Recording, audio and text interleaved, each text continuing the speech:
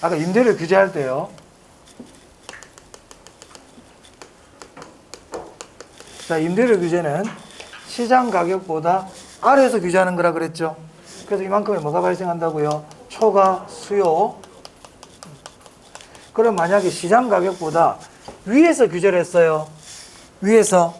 그러면은 초과 공급이 발생한다 그러면 될까 안 될까? 된다 안 된다? 안 된다. 아무런 일도 안 일어난다. 계속 50만 원에 거래한다고 그랬습니다. 주의하세요. 시장 가격보다 위에서 규제하면 초과 공급이 발생한다 그러면 돼 안 돼? 안 돼? 안 돼? 어떤 문제일 때? 임대료 규제 문제일 때. 임대료 규제라는 말이 없으면 당연히 가격보다 위에서 하면 초과 공급 발생하지. 근데 어떤 문제일 때요? 임대료 규제 문제일 때. 됐죠? 자, 또 봅니다.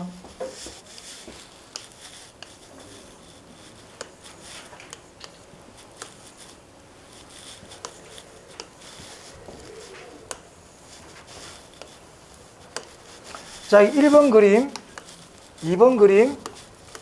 어떤 게 공급의 탄력성이 더 크죠? 2번이 더 크죠? 또 완만하잖아요. 그러면 시장 가격 아래에서 규제를 했어요. 그럼 이게 초과 수요인데 어떤 게 더 초과 수요가 더 큽니까? 2번이 크죠? 탄력성이 클수록 초과 수요가 더 크게 나타난다 이 말입니다. 알겠죠? 탄력성이 클수록 더 누워버리니까 공급 곡선이 초과 수요가 더 많이 발생합니다. 그림으로 그려봤어요. 탄력성이 클수록 초과 수요가 커진다. 그럼 탄력성이 작아지면 초과 수요가 작아지고 탄력성이 커지면 초과 수요가 커지고. 됐죠? 오케이.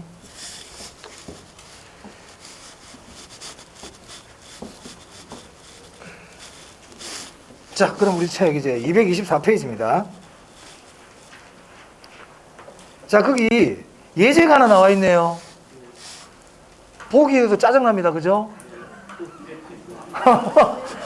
이런 거 보면 좀 머리 아파요. 자, 이 문제 풀려고 하는 게 아니고요. 계산 문제예요, 이거 지금 보면. 자, 문제 한번 읽어볼게. 임대 아파트 수요 함수가 있고요. 공급 함수가 있어요. 근데 그 밑에 이때 정부가 뭘 한다고? 최고 가격제 출제해야 되겠다. 최고 가격제 출제해야 되겠다. 최고 가격제가 임대료 규제입니다. 오케이. 그런데 아파트 임대료를 100만 원으로 규제한 경우와 300만 원으로 규제한 경우가 있다. 어떤 일이 일어나는가 이렇게 돼 있잖아요. 그렇죠? 자, 1, 2, 3, 4, 5가 있는데요. 자, 제가 이 문제를 왜 푸냐면 4번 있죠? 4번. 거기 뭐라고 돼 있어? 4번에. 초과 공급. 초과 공급. 자, 임대료 규제 문제에서는 초과 공급이란 말이 나오면 안 돼. 4번 답 아니야. 그거 얘기하려고. 자, 임대료 규제 문제가 나왔는데 초과 공급이란 문제가 나와 있잖아. 그럼 답 아니에요? 답 아니에요. 그럼 4번 답하면 안 돼요. 찍는 거 하는 거야, 지금. 자, 1번 봐봐. 둘 다 초과 수요, 초과 수요야. 의도가 아니야, 출제자의 의도가. 이건 무슨 의도냐면 100만 원과 300만 원 중에 하나는 있잖아요. 시장 균형 가격 위에 있는 거예요. 출제 의도가 그거야. 그러면은 100만 원이 300보다 싸잖아. 그럼 100만 원은 뭘 것 같아? 시장 가격 아래고 300은 시장 가격 위라는 뜻이야. 그럼 300일 때는 뭐가 돼? 아무런 일도 일어나지 않는다죠. 그럼 1번 답 아니야. 그럼 답은 2, 3, 4 중에 하나다. 아시겠죠? 그래. 제가 이 문제 풀려고 하는 게 아니고 제가 하고 싶은 얘기는 임대료 규제 문제가 나왔을 때 시험 지문에 초과 공급이라는 말이 나오면 안 된다 이 말이에요. 그 지문 자체는 틀린 지문이다. 아시겠죠? 계산 문제 나중에 한번 해보도록 해볼게요. 자, 이제 임대료 보조입니다.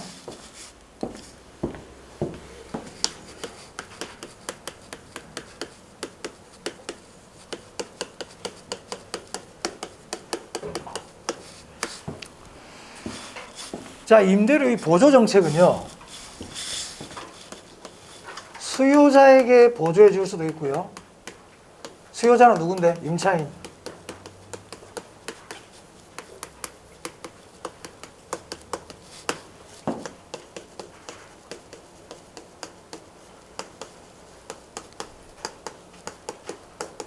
공급자에게도 보조해 줄 수 있어요. 여기서 공급자 보조라는 거는 생산자 보조라 보시면 돼요. 그럼 누굴까요? 건설회사. 건설회사에게도 보조해 줄 수 있다 이 말입니다. 그래서 임대료 보조 방식 그 둘로 나눌 수 있어요. 임차인에게 보조금을 줄 수도 있고요. 건설회사인 생산자에게도 보조금을 줄 수가 있다고. 그럼 수요자 보조는 제가 조금 이따 보고, 생산자한테 보조를 해준다는 거 왜 돈을 줄까요? 저 돈 가지고 뭐 하라고요? 임대주택 지어라고. 지어라고. 그렇겠죠? 자, 그럼 이때 단기와 장기로 나눠서 한번 볼게요. 단기가 뭐라고요? 단기가 뭐라고? 공급의 변화가 없다. 이제 얘기할 때도 됐는데. 단기가 뭐라고? 공급의 변화가 없어요. 자, 그러면 건설회사에게 보조금을 주면서 야, 이거 가지고 임대주택 지어 하고 줬어. 그럼 단기에는 임대주택의 양이 늘어나 안 늘어나? 안 늘어나지. 그 효과 있다 없다? 없어요.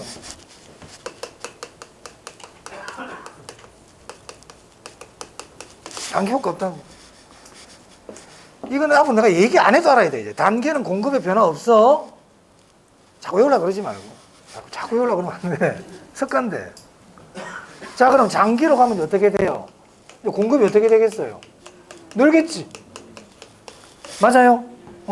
그러면은 임대료가 어떻게 되겠어요? 하락하겠죠. 맞습니까? 그럼 결국 임차인들이 혜택을 보겠네요.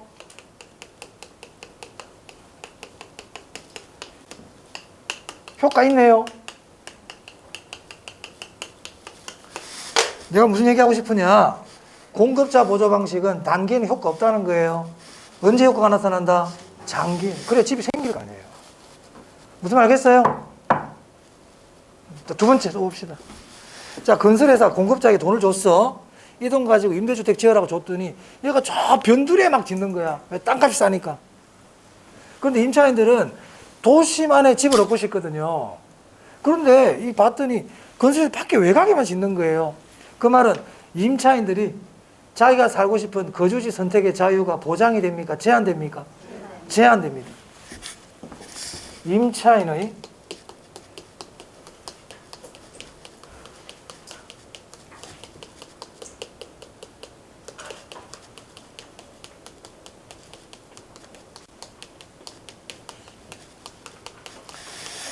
자, 그래서 공급자 보조 방식에서는요, 이거 하고요, 이거 기억해 주세요. 특히 이거. 자, 우리 교재 한번 볼까요? 225. 자, 그 공급 측 보조금이 있습니다. 찾았어요? 자, 2번, 동그라미 2번. 공급 측면의 보조금은 단기적으로는 줄치고요. 효과가 없으나, 거기 공급 곡선이 수직에 가까워. 이게 무슨 말이야? 공급에 변화가 없다는 얘기지. 효과가 없으나 줄치고, 장기적으로 줄치고요. 주택 공급 증가, 임대료 하락, 임차인 혜택을 누린다. 이렇게 줄치시면 되겠습니다. 줄 쳤어요. 자, 옆에다가 이렇게 적어주세요. 임차인의 거주지 선택의 자유가 제한된다. 임차인의 거주지 선택의 자유가 제한된다.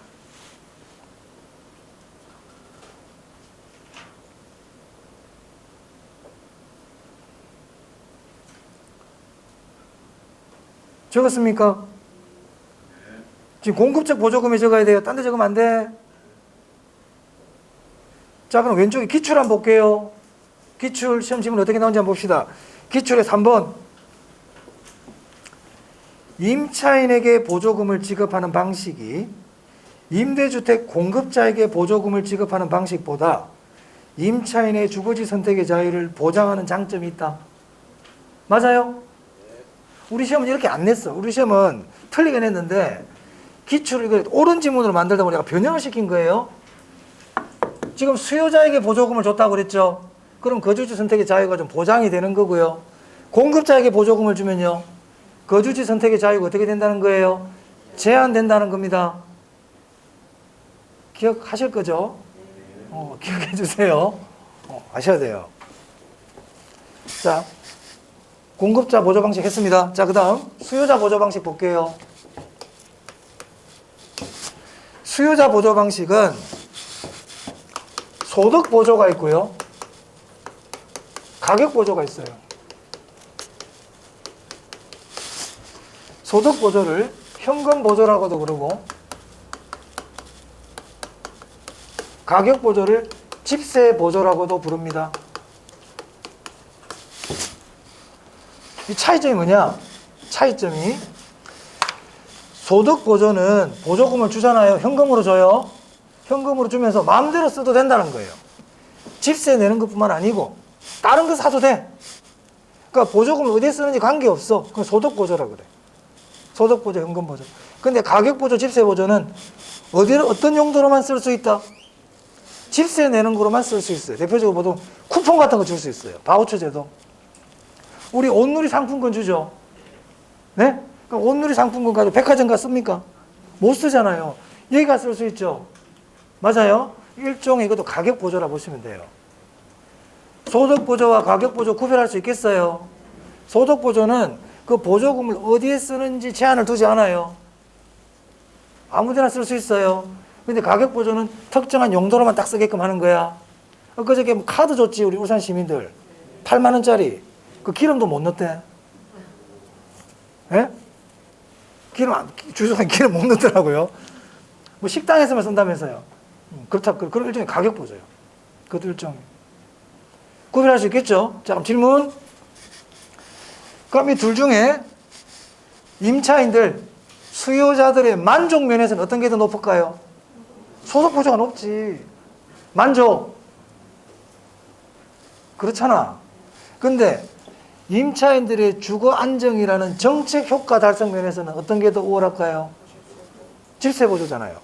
만약에 마음대로 집세 내라고 돈 줬는데 이거 가지고 술 사 먹으면 안 되잖아. 그럼 정책 효과가 안 나타나잖아요. 맞아요? 그러니까 정책 효과를 달성하기 위해서는 집세 보조, 가격 보조가 좋은 거고, 그러니까는 용도를 딱 정해버리는 거야. 백화점 가 쓰지 말고, 여기 식당들이 어려우니까 거기 가서 쓰라고 딱 카드를 준 거란 말이에요. 백화점 가서 쓰면 못 쓰게 하잖아요. 대형 매장 못 쓰게 하잖아. 그렇죠? 그러니까 정책 효과 달성 면에서는 뭐가 우월하고? 가격 보조. 임차인들의 효용 면에서는 뭐가 우월하고? 소득 보조. 자, 책 볼게요. 225. 수요 측 보조금 봅니다. 자, 거기 1번에 가격 보조 있네. 찾았어요? 가격 보조 또는 집세 보조라 그래요. 자, 그 밑에 동그라미 2번에 보니까 소득 보조, 현금 보조 보이시죠? 자, 고백은 자, 기초로 다 해놨는데. 자, 가격 보조 옆에다가 그 옆에 이렇게 적으세요. 정책 목표 달성 우월.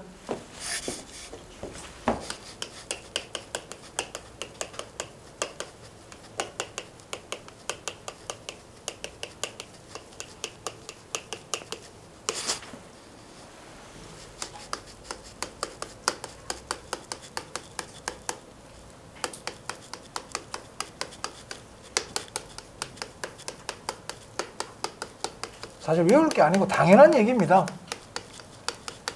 이거의 뜻을 안다면 저절로 알 수 있는 얘기들이죠.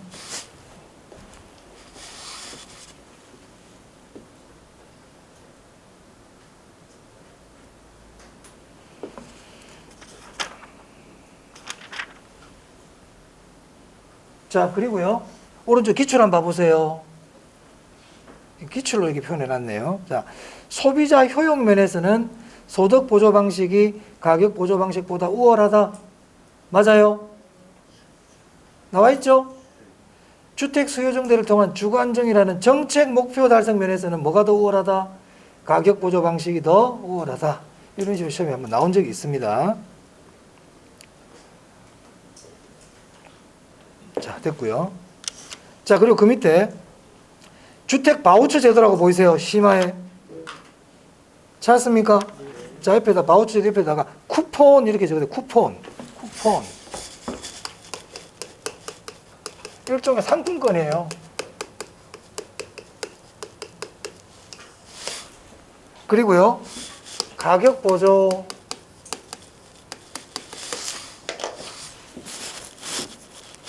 아무데나 쓸 수 있는 건 아니죠. 그 이제 우리나라 저소득층들에게 바우처 제도가 좀 시행이 되고 있죠. 네. 자, 그렇게 보시면 되겠고요. 자, 이제 어디를 보시냐면 225페이지 위에 효과 볼 텐데요.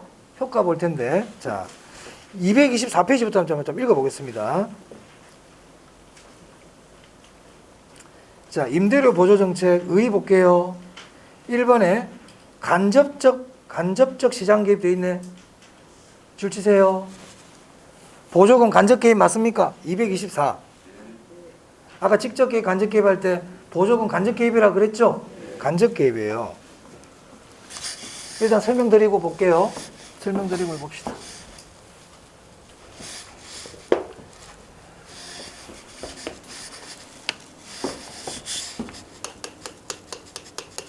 수요자, 임차인, 수요자, 임차인에게 보조금을 줬다고 해볼게요, 이제 생산자 보조 방식이 아니고 이제 수요자에게 보조금을 줬어요.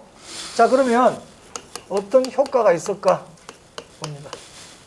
자, 단기와 장기로 나눠서 볼게요. 자, 임차인들에게 보조금을 줬어요. 이 보조금 가지고 집 구하라고 돈을 줬단 말이에요. 그러면 임차인들은 그 돈 가지고 집을 구하러 다니겠죠? 딴 데 못 쓰고 이 돈과 집을 구해야 된다 이 말이야.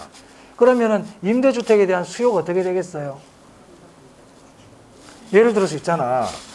5세 이하, 5세 미만 애들이 어린이집에 가면 국가가 50만 원씩 보조금을 주겠대요.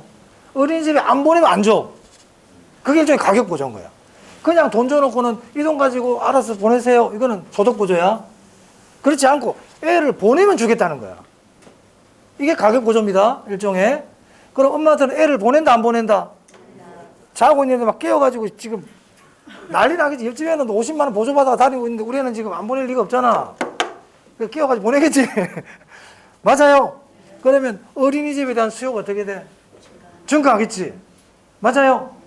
그러면 어린이집 원비가 어떻게 될 수 있겠어요? 올라갈 수 있어요. 국가가 규제를 하지 않는다면. 올라갈 수 있죠. 그러면 어린이집 원장님들은 초과연 얻을 수가 있겠네요. 그 논리인 거야. 그러니까는 수요자에게 보조금을 주면서 이 돈 가지고 집 구하세요 그랬단 말이에요. 집을 안 구하면 돈 안 줘. 계약서를 넣어야 돼. 자, 그러면 집을 구하러 다니겠지. 그러면은 임대주택의 수요가 어떻게 돼요? 증가한다고요. 수요 증가 나왔네. 수요 증가. 그럼 어떻게 된다고? 가격이 오르겠지? 맞아요. 임대료가 상승합니다. 그럼 아까 어떻게 됐어요? 기존 공급자들 초과율 넣는다고 그랬잖아. 기존 공급자 초과율. 아까 제가 또 나올 거라고 그랬죠, 분명히. 기존 공급자는 임대인을 얘기하는 겁니다. 기존 임대인 초과이윤.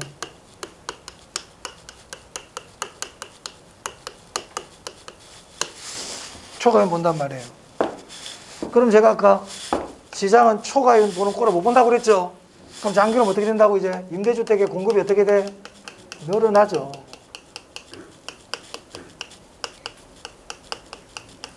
공급이 는다고요. 그럼 임대료는 어떻게 돼요? 하락하죠.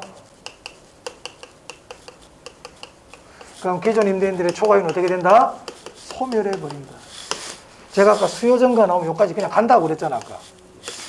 기억나십니까? 그래, 이렇게 된다고. 자, 그럼 여기서 뭘 기억해야 되느냐? 두 개 기억합시다. 두 개. 자, 임대료 보조는 임대인을 위한 정책입니까? 임차인을 위한 정책입니까? 임차인을 위한 정책인데 단기에 임대인들이 혜택을 보고 있어. 단기에 임대인들이 혜택을 보고 있죠. 임차인들을 도와주기 위한 돈이었는데 그 돈이 결국 누구한테 들어가고 있더라? 임대인 호주머니로 들어가고 있습니다. 그렇죠? 자, 두 번째, 임대료를 보조해주면 임대주택의 공급이 어떻게 된다고요? 증가해요. 자, 그래서 임대료 보조에서 두 가지 기억한다. 첫 번째, 단기에는 임대인도 혜택이 있다.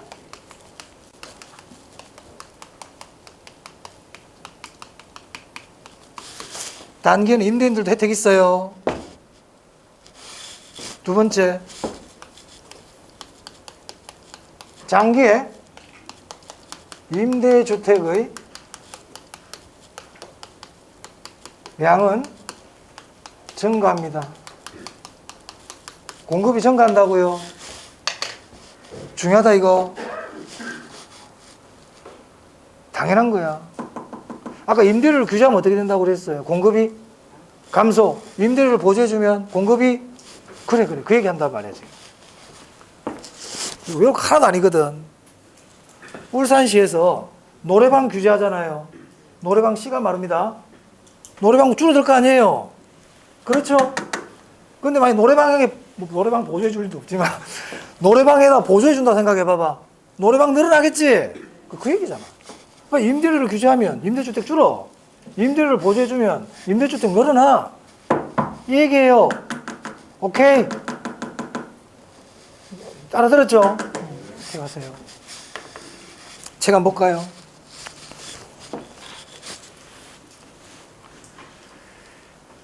자, 224페이지. 그 의회가 1번부터 4번까지 쫙 나와 있는데 4번만 한번 볼게요. 제가 한번 읽어볼 테니까 이 말이 이해가 되는지 안 되는지 한번 보세요. 자, 같이 여러분 눈으로 따라 읽으세요. 224페이지 맨 밑에 동그라미 4번. 임차인에게 현금으로 보조하는 방식은 보조금을 주택 재화 구입에만 사용하게 하더라도 소득 효과로 인해 일반적으로 주택이 아닌 다른 재화의 소비량도 이전보다 증가한다. 이해되세요? 그래요. 이해됐으면 됐어요. 이런 얘기죠. 정부가 보조금을 주면서 있잖아요. 이 돈 가지고는 50만 원을 주면서 이 돈 가지고는 집세만 내야 됩니다. 아니면 쿠폰을 주면서 이거 가지고 집세 내세요. 집세만 내는 쿠폰을 줬단 말이야.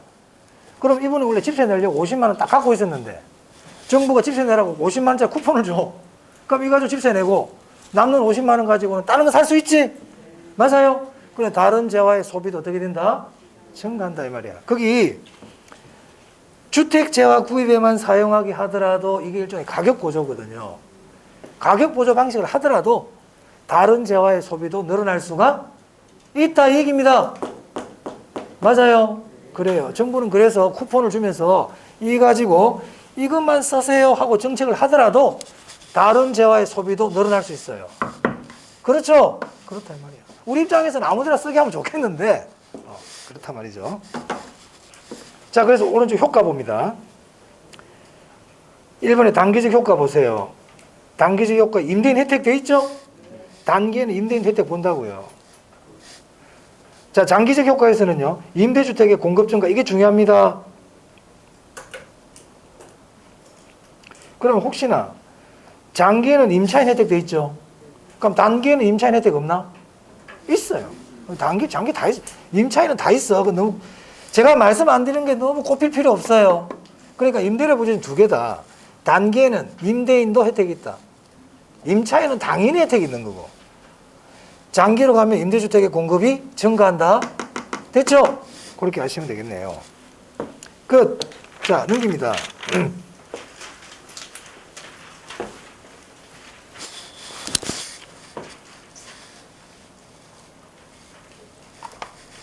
226 공공임대주택 정책인데요. 공공임대주택이 뭘까요? 정부가 직접 임대주택을 지어가지고 공급해 주겠다는 거예요. 그러니까 여러분 정부가 짓는다고 그래가지고 한국토지주택공사 직원들이 건설 현장 가가지고 삽질한다는 얘기가 아니지. 그죠? 어떻게 한다는 거예요? 한국토지주택공사가 건설회사에게 자금을 지원해 줘가지고 그 돈을 가지고 건설회사들이 임대아파트를 짓는다 이 말입니다. 그렇죠? 일종 이것도 생산자 보조 방식이다 이 말이야. 생산자 보조 방식. 그래서 공공임대주택 정책 옆에다가 공급자 보조 방식, 생산자 보조 방식 적으세요.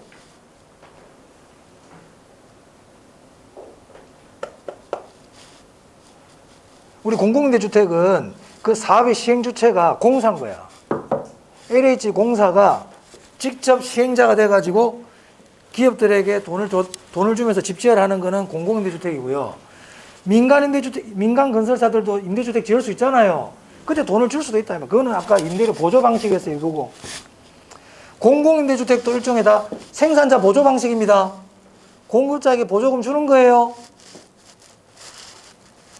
제가 이 얘기를 왜 하냐면 여기도 아까 공급자 보조인데 왜 공공임대주택도 생산자 보조라 그럽니까? 할까 싶어서 그래. 여러분들이 건설회사 사장님이야. 내가 여러분들이 돈을 주면서 이거 가지고 임대주택 좀 지으세요 하는 건 이거야. 에? 근데 내가 국가잖아. 내가 직접 건설회사를 고용해가지고 집 짓도록 하고 돈 주는 거는 공공임대주택에 해당한다고요. 사업의 주체가 누구냐는 거야. 어찌됐든 공공임대주택은 공급자 보조 방식입니다. 생산자 보조 방식이에요. 그럼 이것도 거주지 선택의 자유가 보장이 돼요? 제한이 돼요? 제한이 되지. 그 작년 문제야. 재작년 문제. 자 보세요. 기출. 공공임대주택의 공급정책은 입주자가 주거지를 자유롭게 선택할 수 없는 것이 단점이다. 맞아요?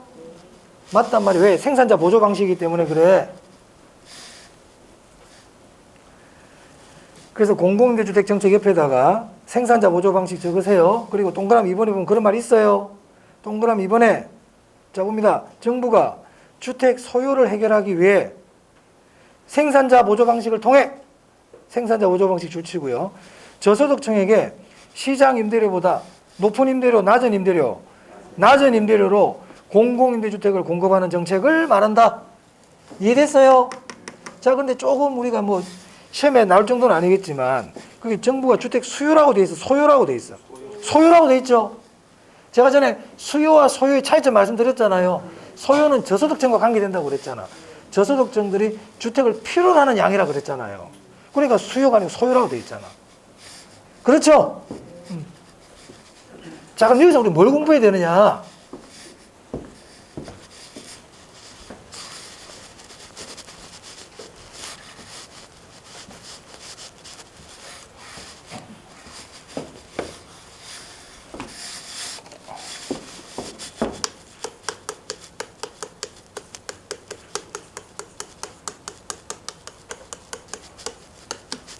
생산자 보조 방식이라 그랬고요.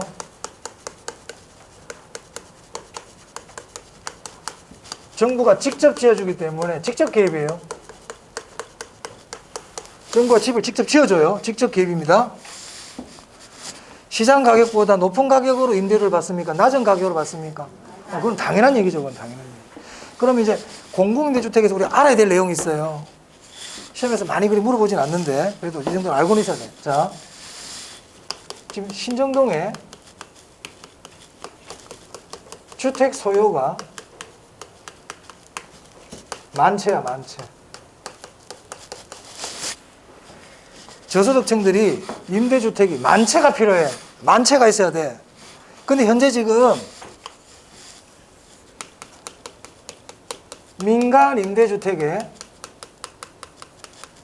5,000채가 지어져 있는 거예요. 민간 임대주택이 5,000채밖에 없어요. 몇 채가 필요한데? 만채가 필요한데. 그럼 정부는 어떻게 한다 이제? 더 지어주는 거예요. 옆에다가. 공공임대주택을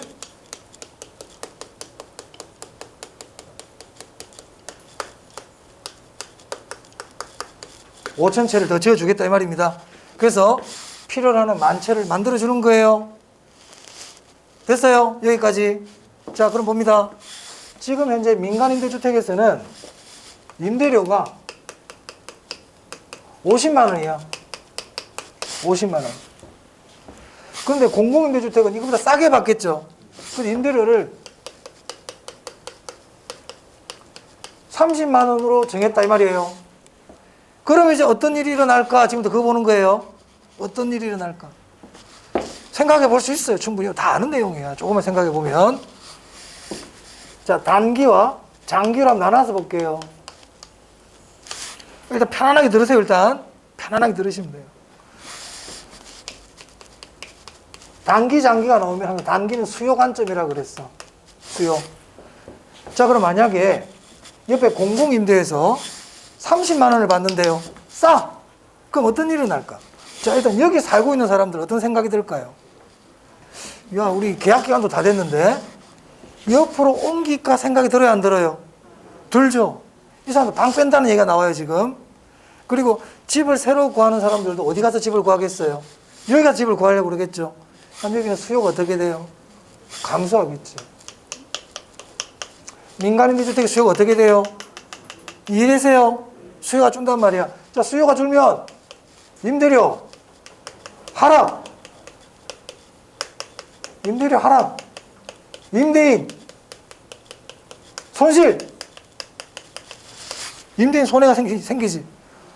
원래는 50만 원 받아야 되는데 얘들은 옆에 애들이 30만 원 받으니까 이 사람도 30만 원 받을 수밖에 없는 거예요.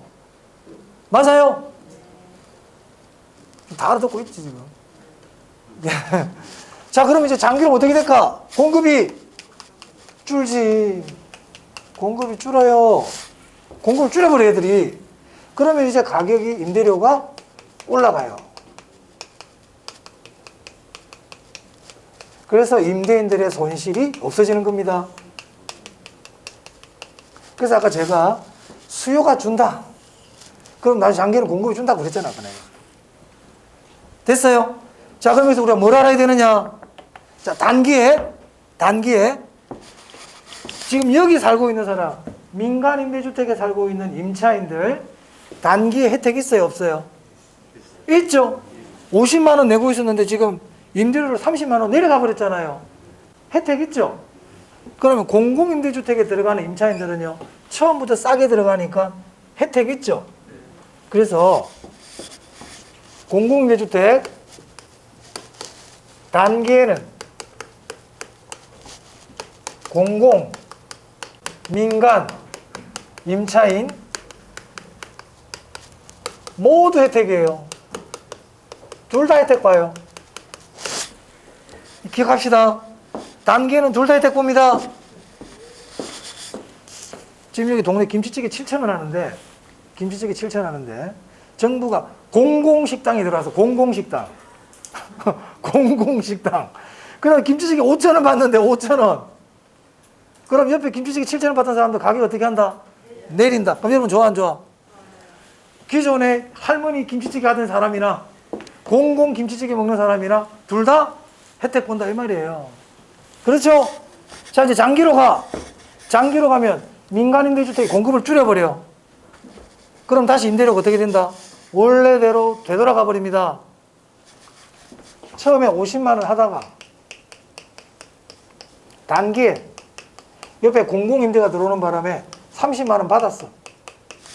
그러다가 장기로 가면 공급을 줄여가지고 다시 원래대로 가격을 올려놔 버렸다 이 말입니다. 오케이? 그러면 장기로 가면 이제 누구만 혜택 봐요? 공공임차인만 혜택 보는 거야. 장기에는 누구만 혜택 본다? 공공임차인만 혜택 봐요.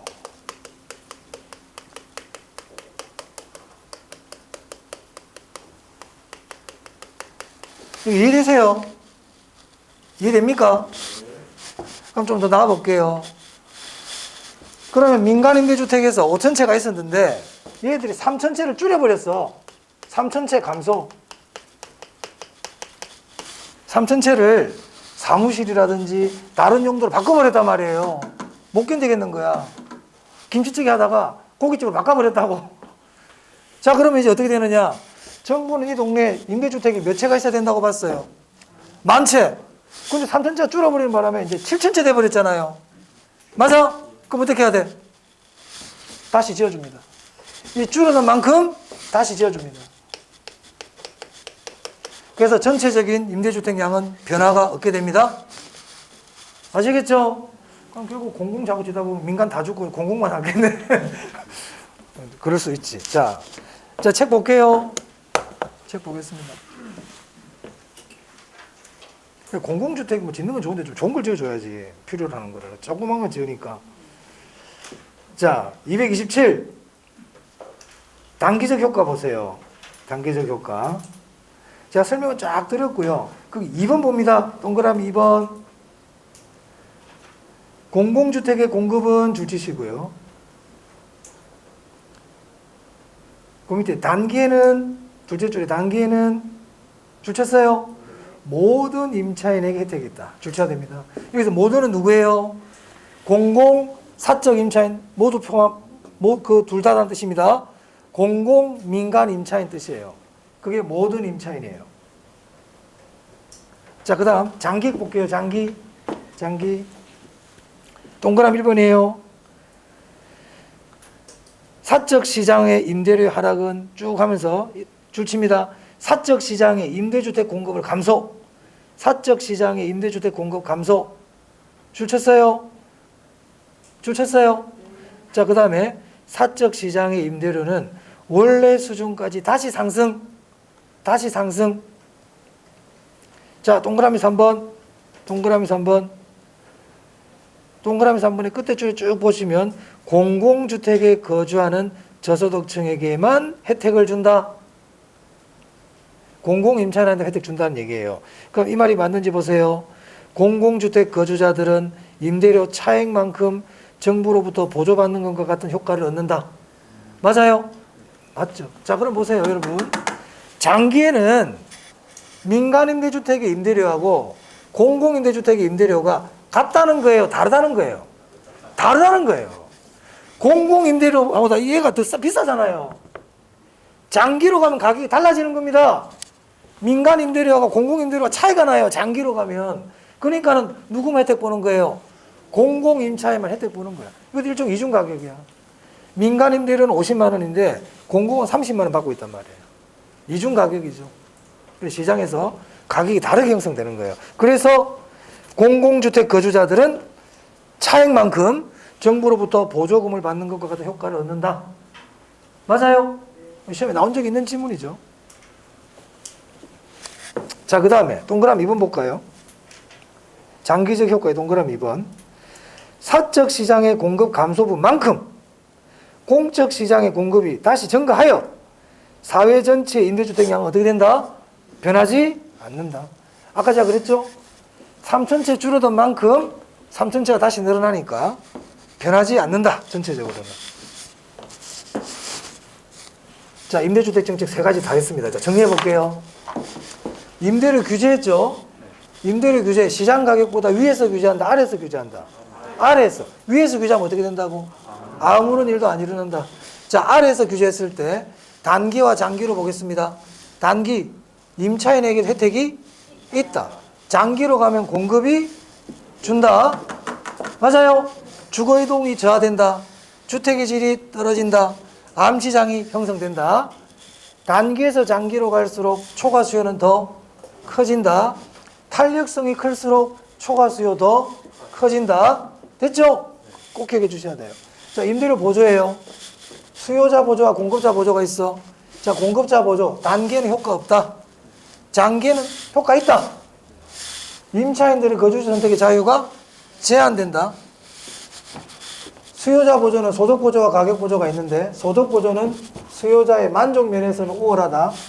정책 목표 달성 면에서는 가격 보조가 우월하다. 자, 수요자 보조 방식 지워버렸네. 효과 볼게요. 단기에는 임대인한테도 혜택이 있다. 장기에는 임대주택의 공급은 증가한다. 기억나세요? 자, 공공임대, 생산자 보조 방식, 직접 개입. 단기에는 공공민간 임차인 모두 혜택 본다. 장기에는 공공임차인만 혜택 본다. 장기로 가면 사회 전체 임대주택량은 변화가 없다. 이런 것들이에요. 됐죠? 시험에서 이렇게 많이 이 부분 잘 물어보진 않는데 좀 알아두시면 좋겠어요. 자, 227. 자, 227페이지 보시면 핵심 보세요. 거기 공공주택이라 나와 있죠? 거기 별표합니다.